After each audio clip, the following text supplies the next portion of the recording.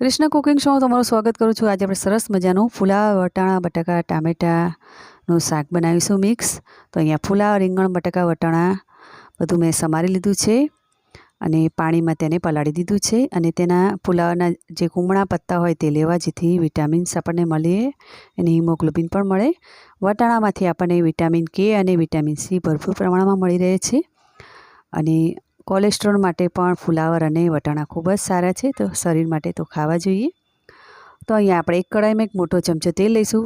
તેલ ગરમ થઈ જાય એટલે રાઈ નાખી દેવાની। રાઈ તતરી જાય એટલે તેમાં લસણના કટકા, લીલા મરચાં, જીરું અને હિંગ નાખી દેવાનું છે। ચપટી હળદર નાખી દેવાની છે। થોડીક આદુ લસણ મરચાંની પેસ્ટ નાખી દેવાની છે, એકદમ ચપટી। અને પછી તેની અંદર સમારેલા શાક નાખી દેવાના છે, વટાણા નાખી દેવાના છે, ટેસ્ટ પ્રમાણે મીઠું નાખી દેવાનું છે અને તેને મિક્સ કરી લેવાનું છે। તમે ખાંડ ગોળ ખાતા હોય તો જરૂરથી નાખવું। અહીંયા અમારા ડાયાબિટીસવાળા લોકો છે એટલે મેં અહીંયા ખાંડ ને ગોળ નથી નાખ્યું। તેને આપણે ઢાંકી દઈશું અને ઉપર થોડું પાણી મૂકીશું ડીશની ઉપર। વરાળથી આપણું શાક ચડી જાય ત્યાં સુધી તેની રાહ જોઈશું। 5 થી 10 મિનિટ તેને થવા દઈશું। તો અહીંયા સરસ મજાનું શાક અધકચરું તૈયાર થઈ ગયું છે।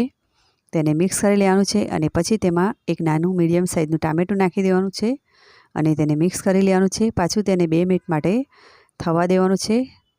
તો બધા શાકભાજી ચડી જાય ત્યાં સુધી તેની રાહ જોઈશું। તો અહીંયા આપણે સરસ મજાના શાકભાજી ચડી ગયા છે। તેમાં 1 ચમચી લાલ મરચું અને 1.5 ચમચી જેટલો ધાણા પાવડર નાખીશું અને 1/4 જેટલી હળદર નાખીશું। થોડું મરચું ઓછું લાગી રહ્યું છે, ચપટી મરચું બીજું નાખ્યું છે અને સરસ મજાનું તેને મિક્સ કરી લઈશું। તો આપણું 2 મિનિટ માટે મસાલા ચડવા દઈશું ઢાંકીને।